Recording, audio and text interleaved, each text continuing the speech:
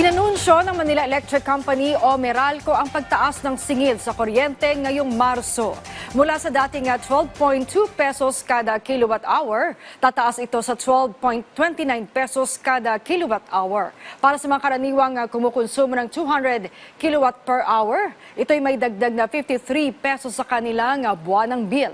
Ayon sa Meralco, ito'y dahil sa regulatory reset fee adjustment at mataas na transmission charge at feed-in tariff allowance. Gayunman, hindi pa rin nagbabago ang distribution charge mula noong Agosto 2022. We consistently remind the public to practice energy efficiency. Dalawa sa mga appliances na malakas kumonsumo ngayong summer ay aircon at saka yung ref.